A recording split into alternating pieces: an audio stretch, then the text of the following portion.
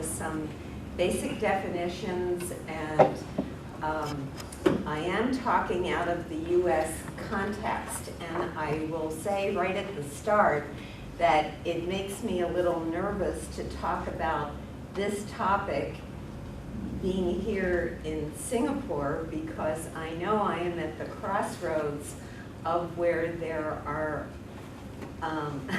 this rich diversity of other systems of medicine, particularly traditional Chinese medicine, Ayurvedic, the traditional Indian system of medicine, and traditional Malay. Is that called Jamu? Is that the right way of saying that? Anyhow, I'm here in a number of traditions that, and one thing about alternative and complementary medicine, which is part of integrative medicine, is that Western medicine, to my way of thinking, biomedicine is really the interloper. It's the most recent, and although it has a lot of dominant forces in the world, there's many kind of competing systems of healing. And I know I'm in the midst of many of those. So if anybody who is here, and I know you said you were involved in studies with this out of the psychology department, if there's anybody who's actively involved with complementary and alternative medicine, either as a healer or as a user, I'm here for the next 2 weeks, and I would love to have a field visit to where some of these other kinds of practices are going on. So if anybody wants to take me under their wing, I would love that. Okay. So I would just say, in terms of my background, I worked 20 years at one of the major medical schools in Chicago, Illinois, and part of my work was to teach doctors communication skills, and the other day I talked about provider-patient communication. But as time went on, I'm still interested in physicians and healthcare providers and helping them to be better communicators. But my interests really migrated more to the experience of patients, or the word I like to use is health citizens, because we're not always patients. Patients, I think, require us to be in a system and working with a provider, but we're health citizens who care about our own health status and trying to stay healthy and so forth. And so a lot of my work has migrated more around patients and ordinary people and what they do for themselves in terms of helping their own health care. And I think that is in part how I became interested in integrative medicine, because at least in the U.S., but from what I've read here about Singapore as well, much of the practice of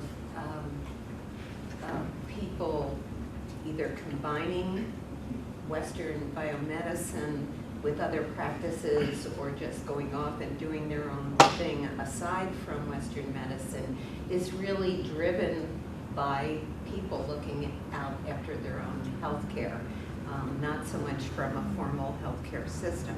So with that, let me get into some basic definitions here. So integrative medicine, a couple weeks ago in my department, they were redoing the website and they were listing people's research concentrations and so forth, and I put something down about integrative medicine, and the person, the associate head in my department wrote back to me and said, can you use some other term other than integrative medicine? I don't understand what that is. And I answered her and I said, I really can't use another term because that's what it is. That's what I'm studying. But your question, helps me to know that this has not, kind of worked its way into the general population. So I thought I'd better start with the definition. So integrative medicine refers to the combination of conventional or allopathic biomedicine with healing modalities that are based on systems of beliefs and I think values as well that aren't typically included within biomedical practice. That for the last 2 decades or so we've been referring to as CAM, or Complementary Alternative Medicine. And then in the US, the people, the professionals that are doing integrative medicine practice add that last line, and I think that's important, for which there is evidence of safety and evidence-based medicine. And why that is important, and it'll come up a couple times as I talk, is that that's linked with credibility. So practitioners that are wanting to be integrative practitioners and combine biomedicine with other forms of healing, at least in the US context, I won't say 100% of them, but many of them are concerned with there being evidence for what they're doing, that there is efficacy in what they're using. So the last word should be efficacy? I'm sorry? The last word should be efficacy? No, evidence. Evidence? Absolutely, Evidence of evidence? Evidence of, oh, I'm sorry, you're right, I'm sorry. That should be, yes, I'm sorry, I'm blind to this, I didn't even see that, yeah. That it works, that we have proof that it works. Thank you, Jeff, for that.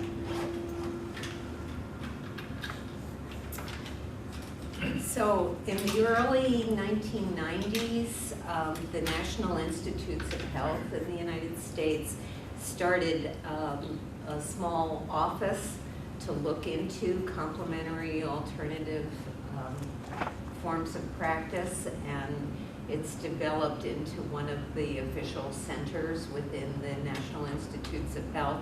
That said, it's the most recent one, and my guess is it's one of the most poorly funded ones. And frankly, I mean, I have no confirmation of this one way or the other, but I'm kind of afraid for this office in the current atmosphere of Washington with, you see what's happening with budgets there, that they could really get slashed. But the amount of money available is very, very small. It's very little. It's very little to begin with, but I'm afraid they could get lopped off altogether. Is there an alternative or another sort of model in other healthcare systems in England or Australia or anywhere else, or is this unique? I think I don't have an official answer for that, but I know when I've Googled, especially looking for sources of funding, which my colleague and I are doing, there are other offices that have come up, and I think they are in England and or Great Britain and Australia. But I don't know about those. The reason that when it was first started as an office and then continued to develop into a center, its main reason for existence is that they're kind of charged with coming up with the evidence that I was talking about before. So they fund research. Were you funded by them when you were there? Yes. Yeah. So they fund research to look into substances and modalities that are outside of regular medicine to see if they're actually having positive outcomes on health, right? Oh, well, by the way, the Department of Defense and SBA may actually have more money available than Nike. Oh, then I need to talk with you. Okay. I mean, that shows the acceptance now because with the veterans, you know. Okay, yes, I They do. need something that works. Exactly, exactly, and I am going to say something about that, but I didn't know that the Department of Defense was giving out grants. Okay, so, so that's where it, and they're not funding, this particular center is not funding a lot of like the social sciencey research that I'm involved with. It's more kind of clinical trials to see what works with health outcomes. So CAM, according to NCAM, is defined as a group of diverse medical and healthcare systems, practices, products that are not generally considered part of conventional medicine. So to break down that lingo just a little bit more, because CAM kind of mashes it all together, and it really is hard to have hard and fast distinctions. But complementary would denote something that is different from but harmonious with conventional medicine. And alternative, and see, I think, this is my little editorial comment, but I think what is complementary and what is alternative is somewhat kind of an attitudinal thing by the practitioner who's doing it. And so we have done studies with people who call themselves alternative because they don't want to be associated with conventional medicine. But I don't think it's inherent in the modality itself. Maybe it is, but I don't think so. I think it's kind of an attitudinal thing. But alternative denotes a departure from biomedicine and something that's done apart from. And so some other synonyms that you hear used, because the language is pretty fluid, is unconventional, non-traditional, unorthodox. And of course there is a huge irony in all of this, because many of the alternative modalities, we call them non-traditional, but they predate Western medicine by centuries. And then another term that is sometimes mixed in here is holistic healing, referring to the wholeness, wellness of mind, body, spirit. So whereas Western medicine kind of bifurcates or trifurcates these different elements, holistic healing treats them as a whole. The NCAM classification of what it is they study up to about a year ago was a lot messier and more complicated than this. They had things broken down, I think, into like 7 different clusters of things, and it was really confusing, plus they really overlapped a lot, and it didn't make a whole lot of sense. So I was glad when I went back to the NCAM website that they kind of lumped their areas of interest in 2 main things, because at least this makes a little more sense, which is natural products, herbs, vitamins, minerals, probiotics, supplements that people take, most of which are not prescription kind of things. In the US, they're over-the-counter kind of buys. In the US, the most used product of this type is fish oil supplements. Is fish oil popular here in Singapore? Yeah? Just fish. Just fish. Well, fish is good too. You're getting your fish oil, but yeah. Okay. And then mind-body practices, which affect the interactions among brain, mind, body, behavior. I'm not sure how they're differentiating between brain and mind, but that's what their website says.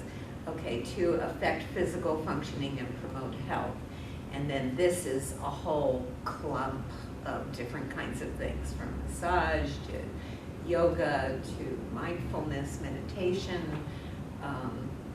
Pilates, Qigong, a whole Reiki, a whole gamut of things. And And spinal manipulation, which I guess many different kinds of practitioners do, but that brings in the chiropractors in the U.S. And osteopaths to some degree, although osteopaths, I think, would want to count themselves as biomedicine.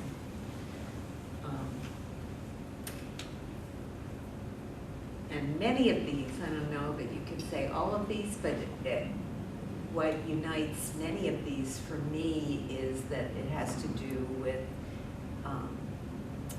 movement of energy through the body and through a variety of means.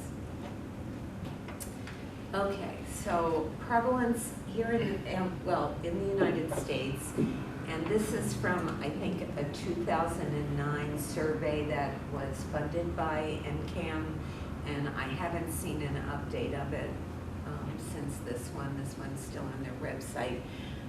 But at the time of the survey, 38% of American adults, 1 in 4, and 12% of kids, 1 in 9, were currently at that time of the survey using CAM, some form of complementary alternative medicine. But throughout a lifetime, 75% of American adults had used CAM at some point. And I saw, and I'm sure I just got a smattering of it, but as I was Googling, I saw that there's several kinds of research coming out of NUS that have to do with CAM. And there was a nice survey done by Dr. Lim and his associates in the department, or her, I don't know if it's a him or her, out of the Department of Community, Occupational, and Family Medicine here at NUS. And what they found in Singapore through a survey was, just trying to see what their total number was, but they didn't list that in the abstract, but 76% of the people surveyed had used CAM over a 12-month period, so a really high degree of usage. Females were 2 times more likely than males to use CAM, which that's true in the US as well. And it went across all of multiracial, multi-ethnic Singapore. But traditional Chinese medicine was the most widely used, followed by Jamu, traditional Malay medicine. But really different percentages. Traditional Chinese medicine was 88% reported as used. Traditional Malay, 8%. Traditional Indian Ayurvedic, 3%. And it had nothing to do with income, marital status, age, or education. Kind of across the board, there was very high usage here. And I found some other studies done with cancer patients, and to a lesser degree of prevalence with dermatology patients, but a high use of CAM here in Singapore. And one of the things that was noted throughout these studies, and definitely the same thing is true in the US, is that there was this very high usage, but people were not really sharing it with their doctors that they were doing this. And there was one other study that I found from NUS with, which was a 2005 survey of 500 and some medical students here at the university in terms of their awareness of CAM modalities. And it was pretty low in general among the medical students. The one that, I think like 57%, the one that most of the medical students were able to recognize was acupuncture. They knew about that, but any of the other practices was much lower in terms of their recognition. But at the same time, there was a good attitude among the medical students that they wanted to know more. And I would say the same thing is true with our medical students in the U.S. too. The two medical schools that I've been associated with at Texas A&M and Illinois, there's always some kinds of sessions about alternative and complementary forms of healing. And usually that's because the students have asked for those sessions, but they're optional. They're not a required part of the curriculum. So I think prevalence here in Singapore, not surprisingly, is greater, but some of the other trends that go with it are pretty similar to the US. Okay, now what I don't know really anything about is how health reimbursement works here in Singapore, and maybe we can talk about this toward the end of the session, but Americans, and again, this is really front and center in the news with the shutdown of the American government, because that is attached to the initiation of the Affordable Care Act, in which many more people would be covered by insurance. So the way things are now, people are insured mainly, if they're insured, they're mainly insured through their place of employment. Some people just pay for private insurance.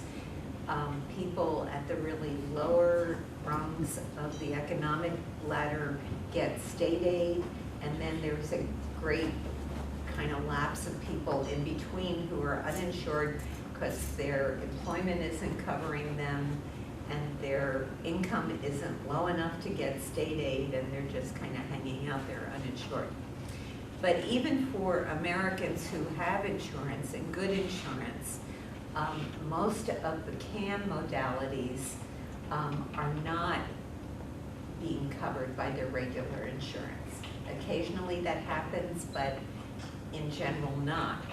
So I'm kind of struck by this figure of 33.9, almost $34 billion being paid out of pocket by Americans because they want to use some form of CAM. And even though it's not being covered by their insurance, they'll pay for it anyhow out of pocket. Despite all that, we see an increase in how CAM is slowly, or not so slowly, being integrated into American medicine. It's not unusual to find forms of complementary alternative medicine available in U.S. hospitals and clinics. And 2/3 of HMOs. HMO stands for Health Maintenance Organizations, and that's one model of how medicine is practiced in the U.S. So health maintenance organizations are these big organizations or corporations that tie together practitioners, different kinds of practitioners, different kinds of medical services like x-rays and MRIs and laboratory testing and so forth, and a third-party payer or a form of insurance that through which people prepay ahead of time and then are able to access these services. So 2/3 of those offer some form of CAM, usually in the form of chiropractic or acupuncture. And then finally, there's this consortium of academic medical centers, and I think I left something out of the title. It's academic medical centers in integrative medicine in the US and Canada. And so this consortium was formed with the help of funding from the Bravewell Foundation to try and launch integrative medicine and really get a foothold in regular medicine in the US, and they're now up to 50 members. Most of those are at university-affiliated places, but not entirely. There's also been quite a few studies about complementary alternative medicine and how it links in with communication. And several of these studies point to a finding that one of the reasons that people gravitate toward either complementary or alternative services, either instead of their regular medicine or alongside their regular medicine, is they feel like the communication with providers is better, that there's more equal kinds of relationships with the CAM providers, that there's more genuine dialogue, that they can really tell their stories, say what's on their mind, and that they are more listened to. And there's several studies that point to these kinds of findings. So there's a strong link with communication. Okay, so now I'm going to kind of transition into the research that I've been working with, and I have to bring up my collaborator, Patricia Geis-Martin, who's at San Diego State, because we've done all of this work together. And so what I'm going to say is representative of our conjoint work and the several graduate students who have worked with us along the way. I think that really Patricia and I got started on this way back in 1996 or so, when we did a study tour in Cuba, and we visited the Institute of Complementary and Alternative Medicine there.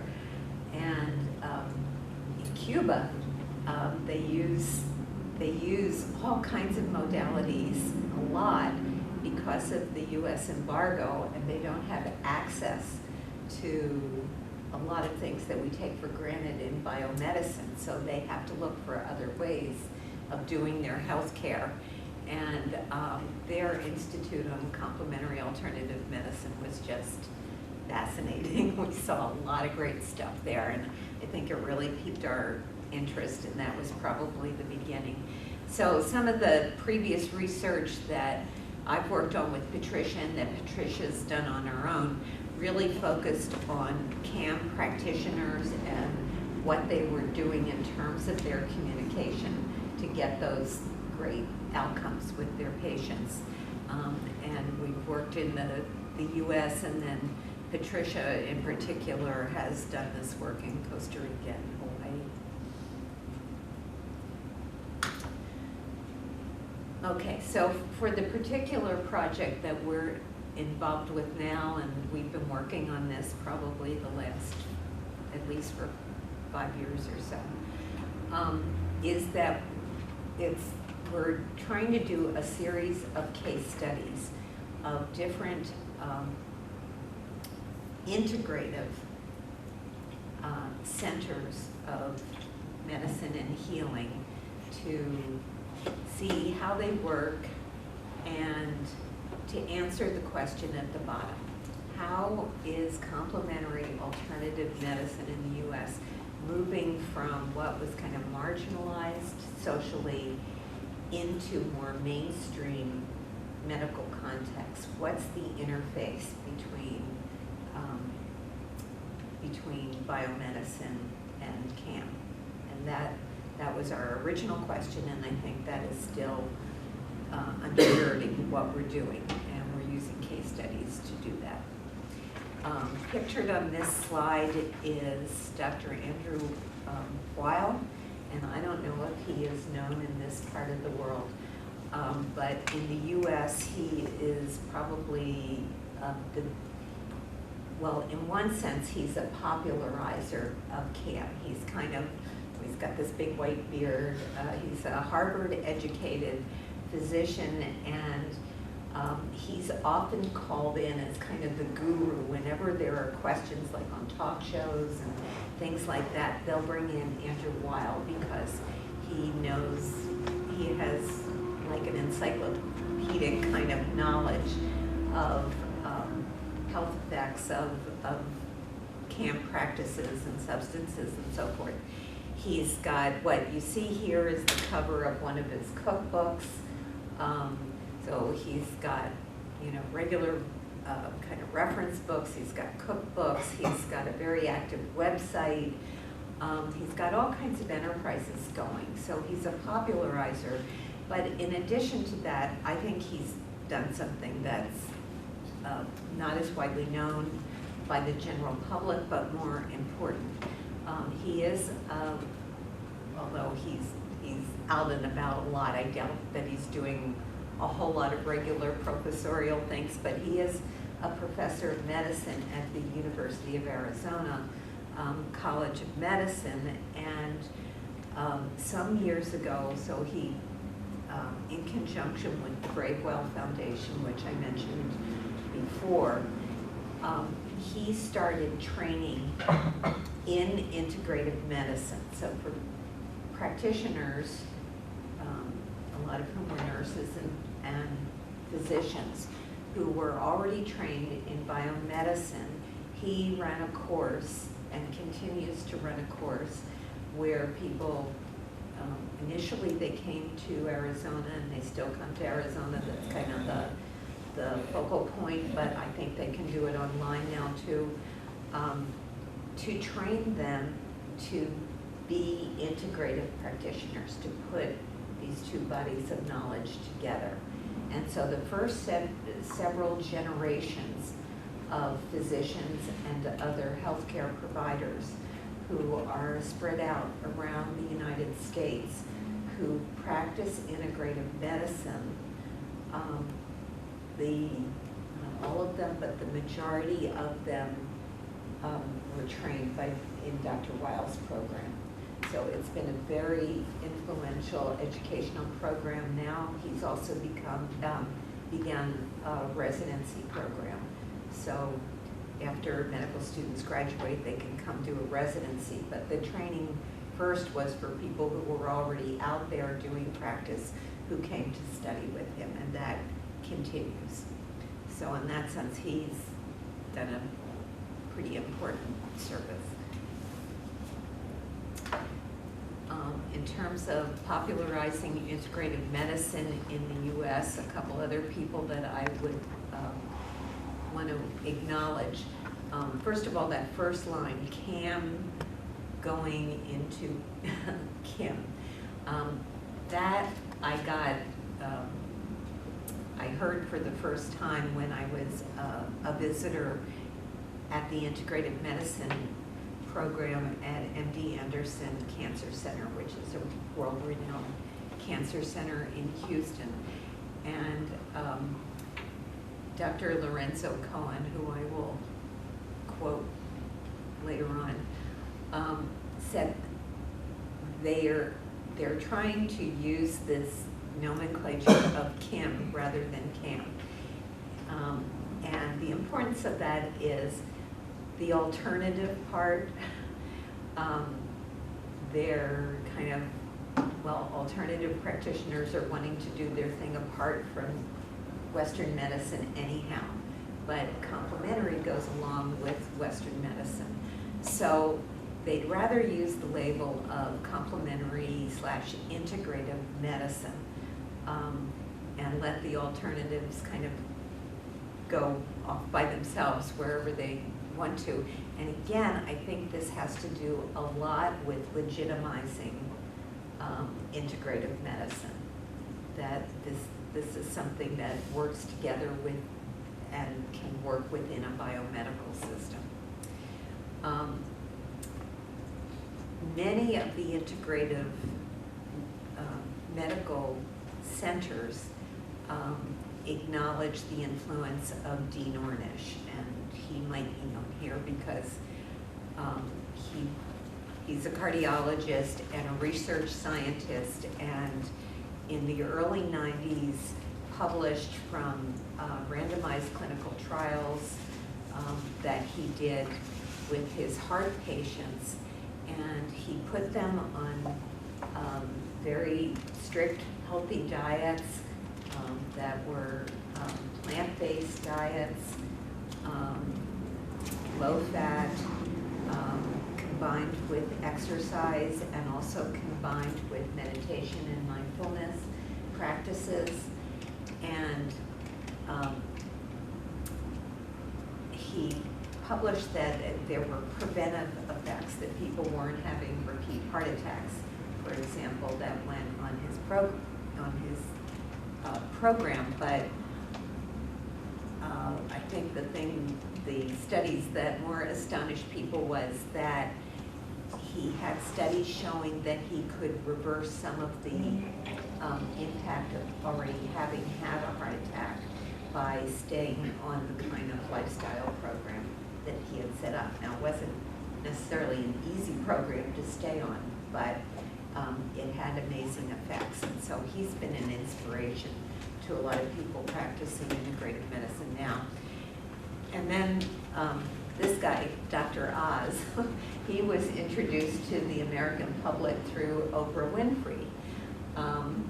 And she thought he was this great doctor, and he became very popular, and he's spun off now into his own daily program that's very popular. Plus he's another person that gets called into talk shows all the time and referred to. He's a cardiothoracic surgeon by training, not unlike Andrew Weil, has books and all kinds of things going beside his TV show. But his TV show is very interesting because on a daily basis, it's a daytime show, probably geared to women who might be around and able to see it. He does something complementary almost every day. And it's integrative because he integrates it within conventional medicine kind of advice. But he looks at several times he's done stuff with Ayurvedic medicine, and I'm sure with traditional Chinese medicine too. And he just exemplifies for the American public all these other kinds of practices that people can be integrating into their own healthcare. And he was just awarded by the Bravewell Foundation one of their major honors because I think he's doing a great job popularizing Kim for the public. Is there the equivalent here? Is there any doctors that are seen on the media? Yes, I recently went to this talk by John Weil, and he's actually he's a molecular biologist. So he was part of New Water, so Singapore filtration system, all this cosmological testing things or something. But he had that life-changing experience where he was paralyzed, and then suddenly he wrote this amazing book about awakening your own healing power. And so now he does aromatherapy. He wrote a best-selling book. I'll have to get the name of the book. Yes, Yeah. John Weil. W-A-L-L? W-O-N-G. Oh. Wong. And he Wong. also Okay. has this Gaia Institute or something. Yes.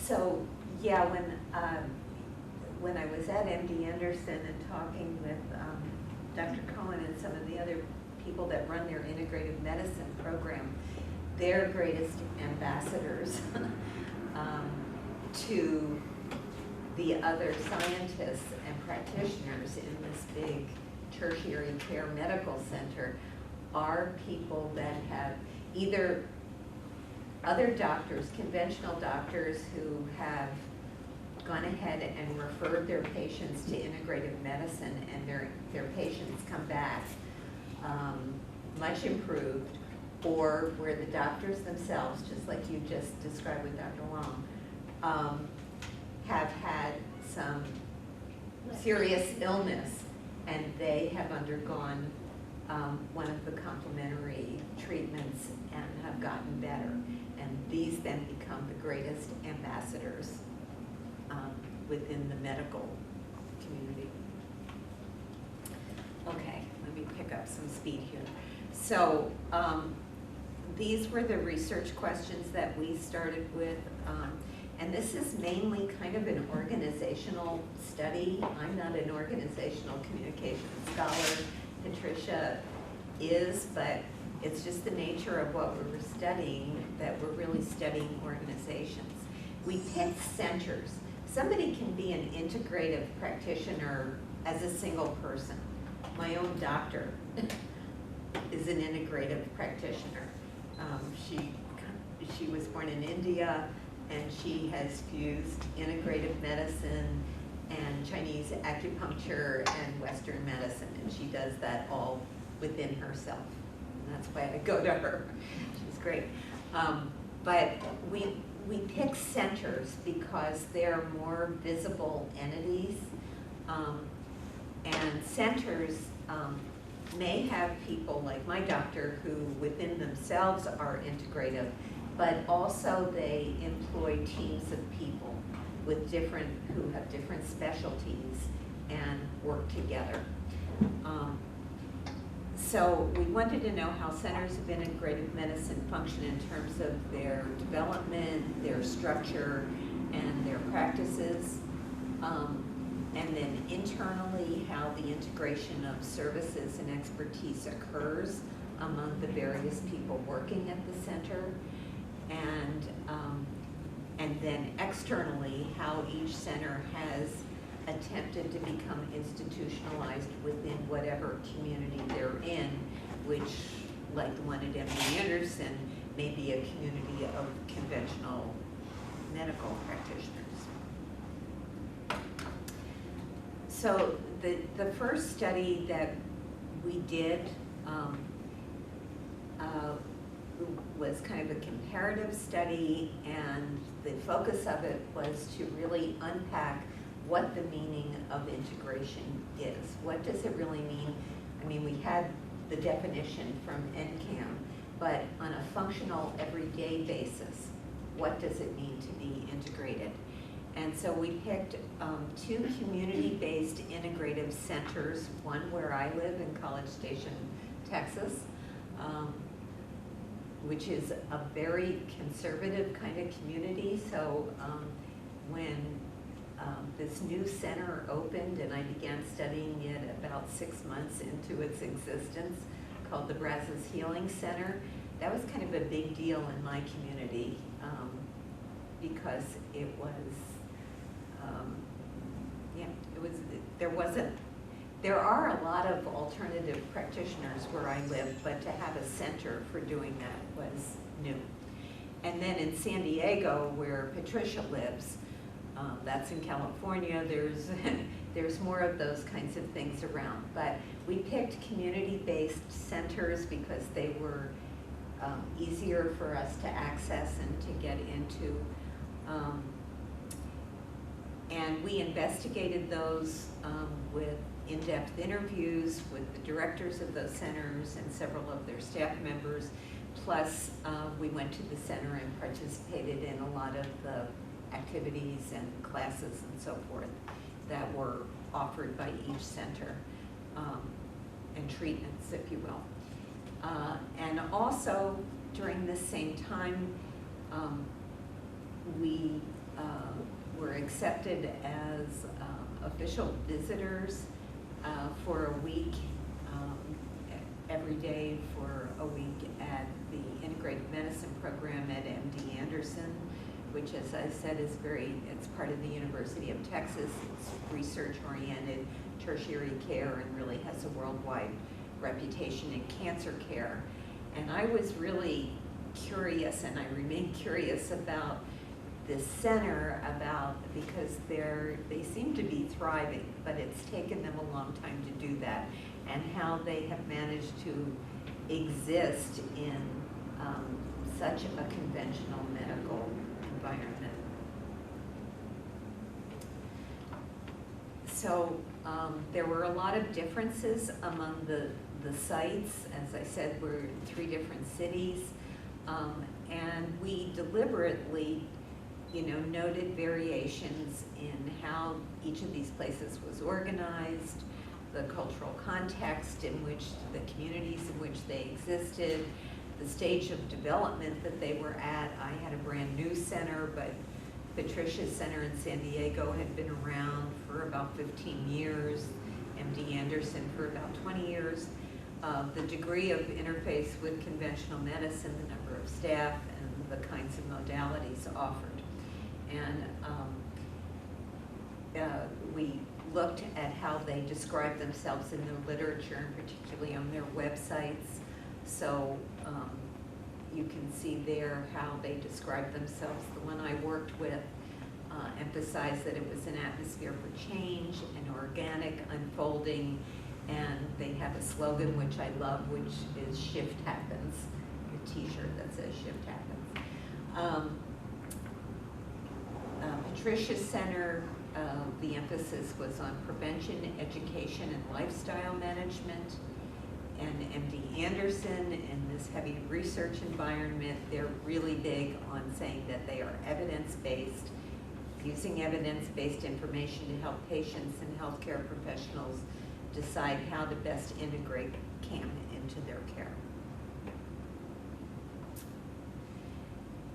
And what we got out of this study was that even though they were 3 different kinds of centers, there were certain common elements. That there was a key practitioner, and without that practitioner, I don't think these centers would have happened. There was somebody, or more, maybe more than somebody, who had a very broad vision of how regular treatments could work, the regular medicine could work along with holistic kind of thinking to offer a greater range of options for people in their health. Trailblazing was our term. We said in the article we published from this, we called it Trailblazing Healthcare, because it seemed a process of transforming what were accustomed meanings of health, illness, familiar patterns of organization to something else, that they were finding new avenues for doing this. There's a focus on the patient rather than the ailment. There is this wholeness of mind, body, spirit, and for at least 2 of these places, there was emphasis on evidence-based approaches and a strong motivation to find a variety of options for people coming to seek health care, to expand their options. We also borrowed this term, third space, a transcendence into the third space. The notion of a third space has been used in a lot of other disciplines, not so much in communication.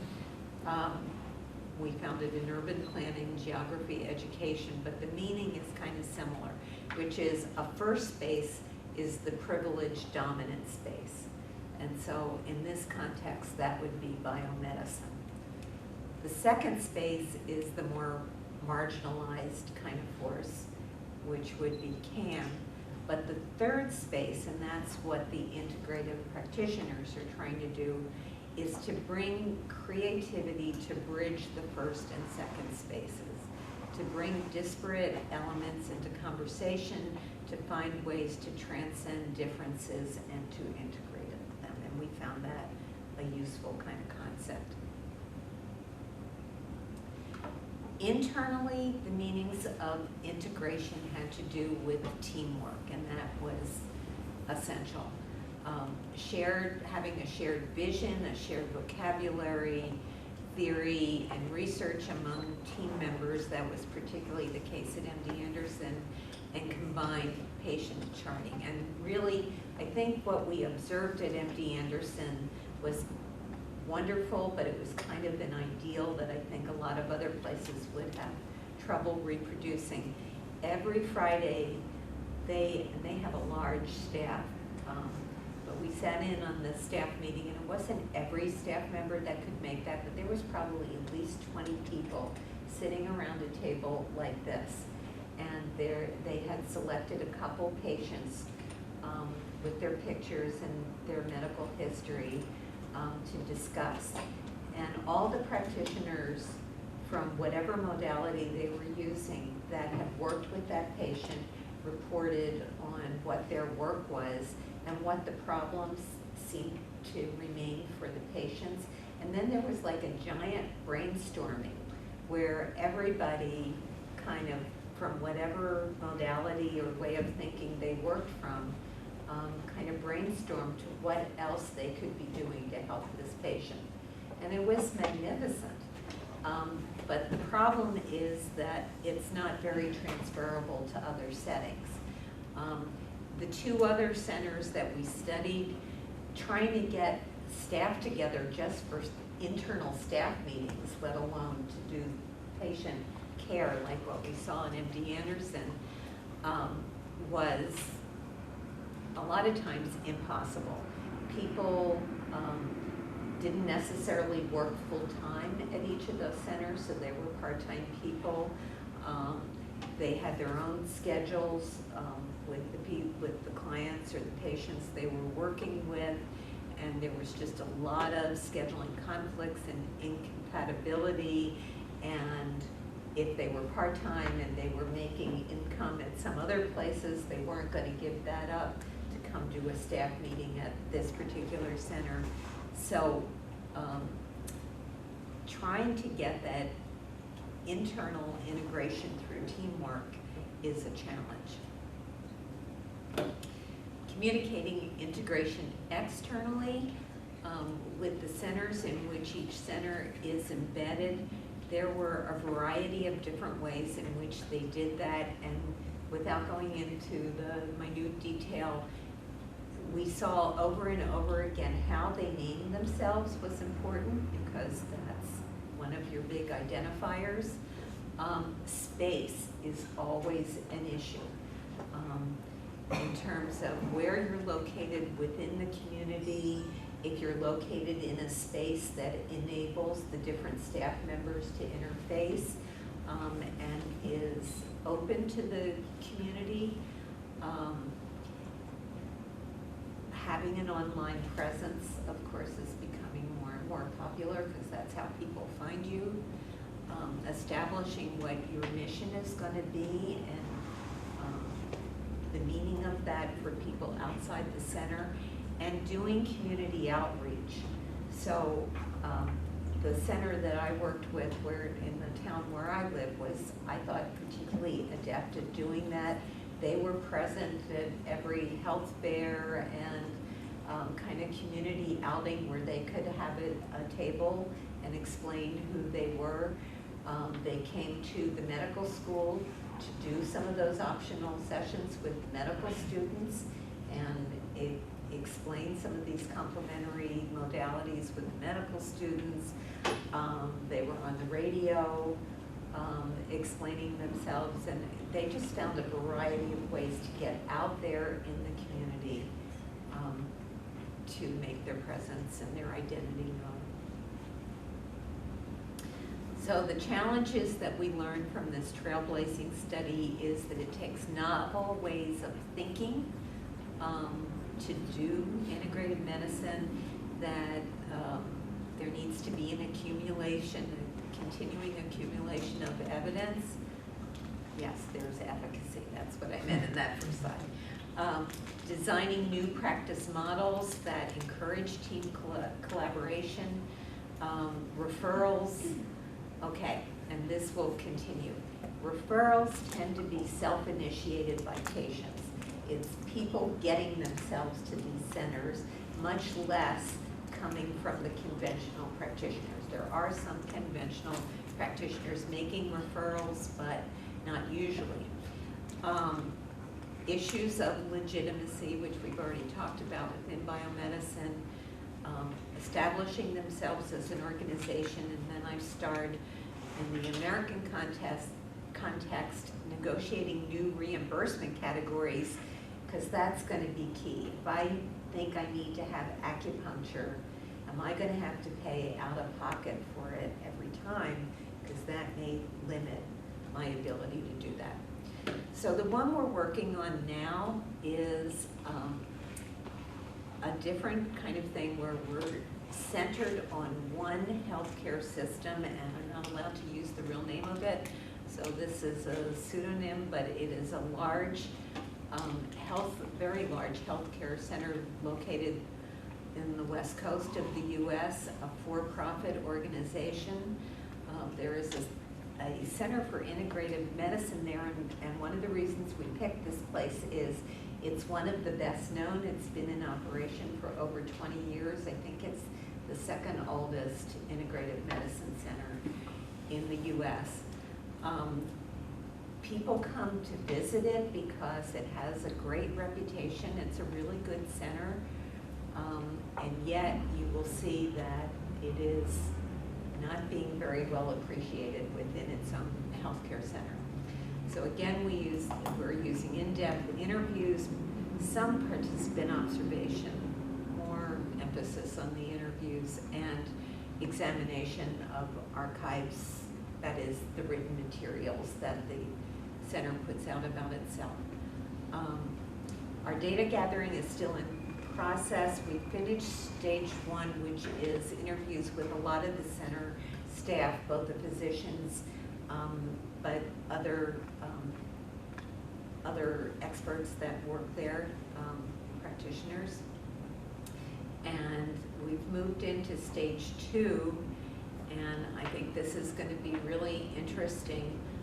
We've been referred by the director of the center to people outside the center who are both supporters and non-supporters of the center, and we want to find out what their thinking is about it. All the physicians and nurses at this integrative medical center have competencies both in a biomedical kind of way, but they also have a particular complementary modality that they've developed. Plus, there is a whole bunch of other people, psychologists, doing mindfulness training, and people teaching Tai Chi and Qigong, and who aren't doctors or nurses, but bring other kinds of expertise into the center. One thing that they did, which is kind of ingenious, is in order to help finance themselves, they've developed a system of, it's a heart risk evaluation, because there's a lot of cardiologists that are working as part of this center. They have kind of a specialty in that area. So they do this heart risk assessment, which is reimbursable through health insurance. It's very biotechnical and so forth.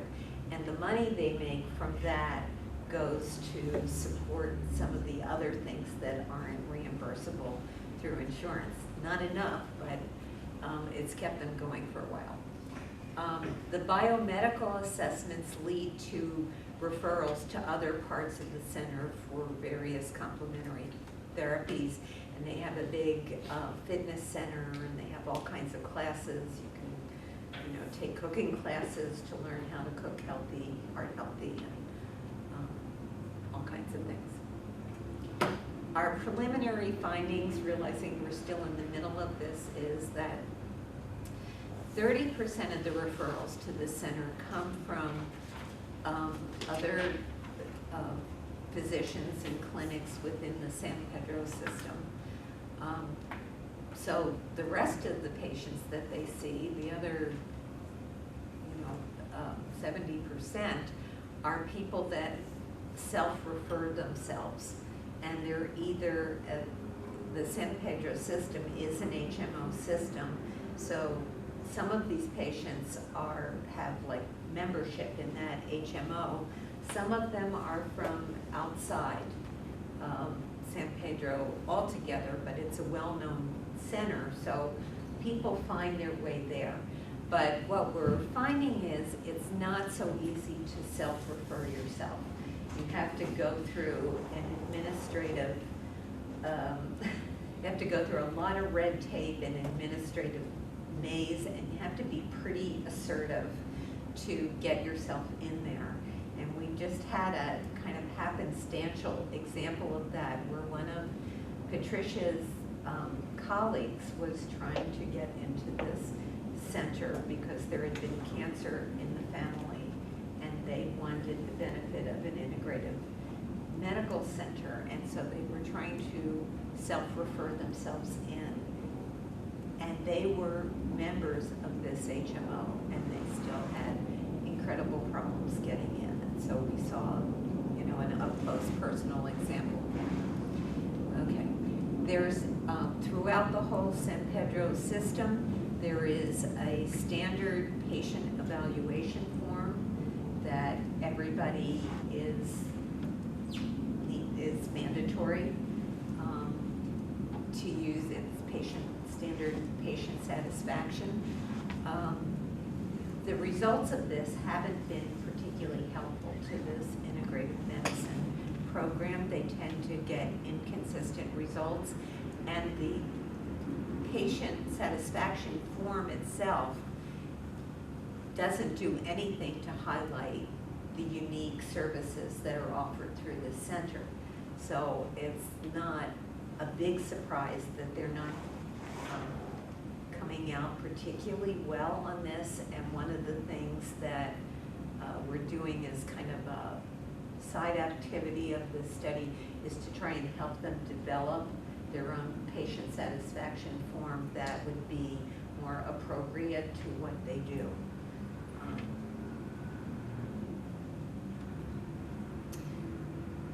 As I said, it's a big system that they're in. The system administration has been unsupportive. Pretty much there is pressure on clinicians to bring in more money, so that means more patients, longer working hours, and shorter time with patients. There is mandatory use of electronic medical records that people are struggling with, although I would say that's not just this center. That's happening all over the U.S. As electronic medical records are becoming more prevalent and required. What doctors are reporting is that it's not saving them any time. It means a whole lot more hours trying to fill in those electronic records. There's recently been a struggle, not within the center of her leadership, but there was a very well-known person who had founded the Integrative Medicine program, who has a nationwide reputation, has won all kinds of awards, and the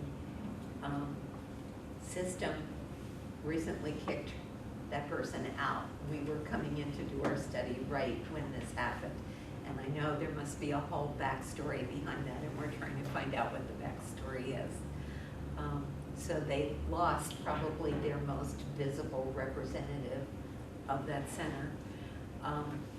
They have very beautiful space that is located right beside the Pacific Ocean. As an integrated medical center, they have one of those labyrinths that you walk in a mindful kind of way outside, and there's a lawn where you can do Qigong and Tai Chi and all this. They have a beautiful setting, and it's a very contested setting, and they're in imminent danger of losing that space.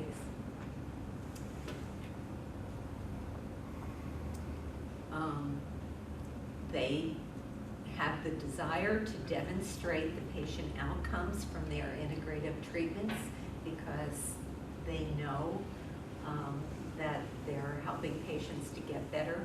However, there's no time allotted for gathering and analyzing that information. There is a certain irony in terms of staff reporting to us that the pressures are so great that they are losing their joyfulness in their work. And yet this is the same center that is teaching people mindfulness and meditation and all the ways of finding joy in your life, but the staff itself is being denied that.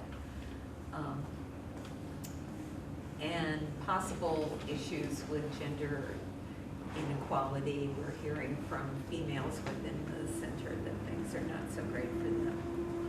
Okay, let me finish up here. The future of integrative medicine in the U.S., just based on what we've learned so far, is that I expect to see continued growth coming from popular usage and acceptance.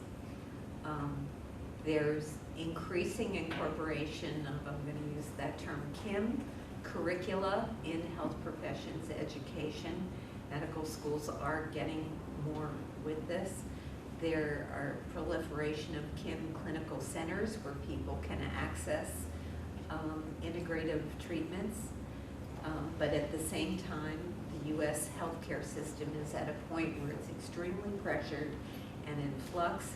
And there's great uncertainty about healthcare insurance in general, let alone for integrative medicine.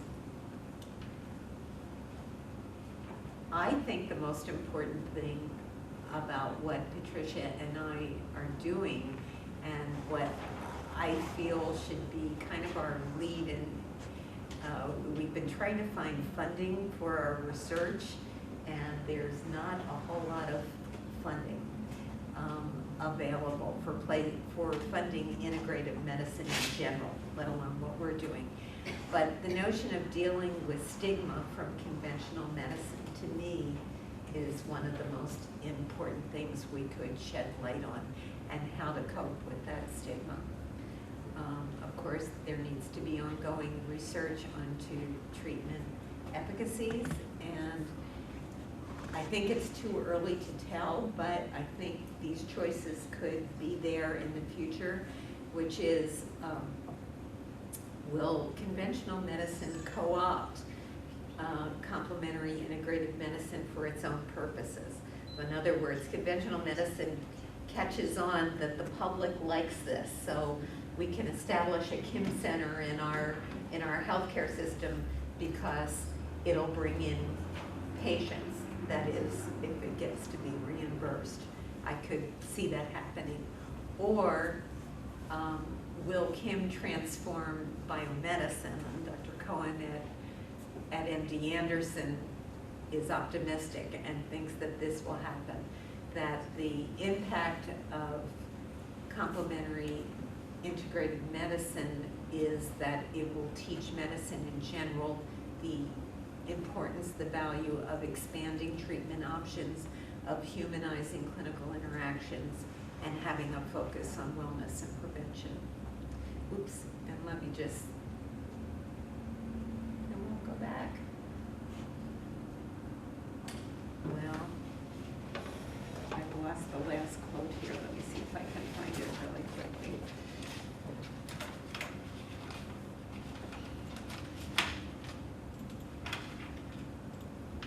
There we go, thank you. I like this thought from Lorenzo, that we're not talking about a particular modality, acupuncture, yoga, whatever. It's a philosophy and an attitude toward what is health. And I think that is the important thing. So let me shut up and see what comments and questions you all might have.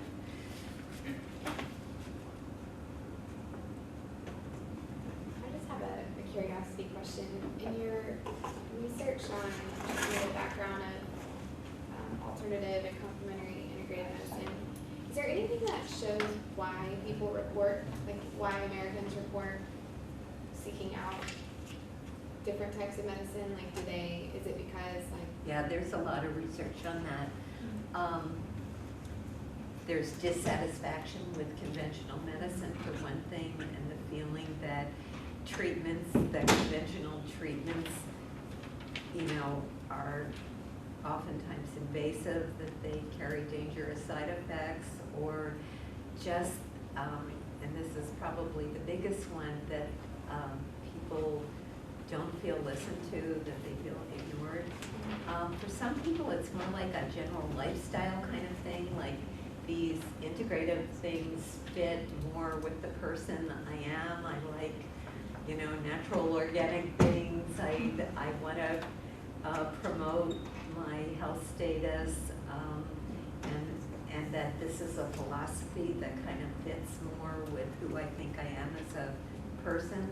Now, in the US, unlike the Singapore study that I referenced before, it tends to be better educated, upper income kind of people, more women than men.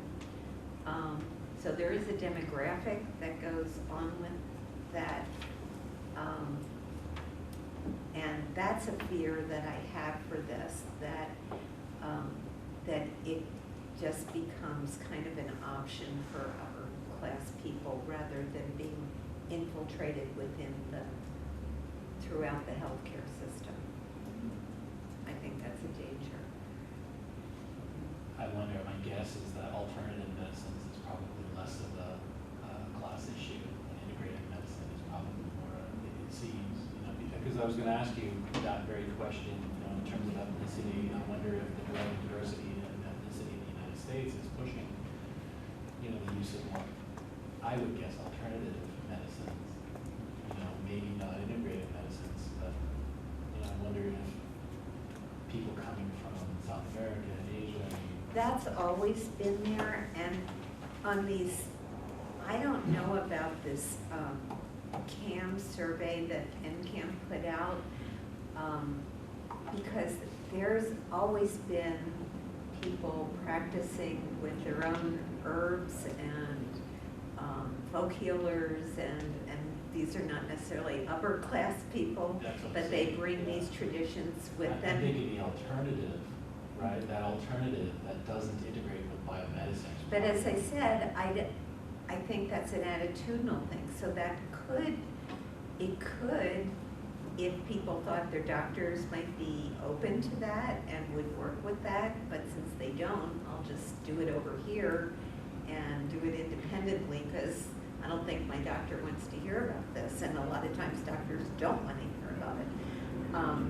So it's not the modality itself that's incompatible with medicine, it's the attitude that goes along with it. But you're right, so I think there are people at the lower income levels that use this because maybe it is more affordable, or it's what they know.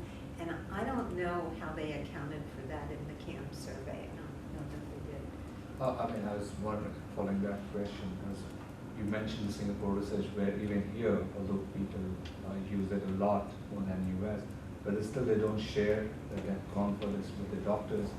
I thought it was very interesting that perhaps, when one is that they're afraid that the doctors might not like it, and I'm very interested in that could be the case even in Singapore, where there is the presence is a lot. It is the case in Singapore. Oh, okay. Yeah. But they're afraid that the doctors might not take it.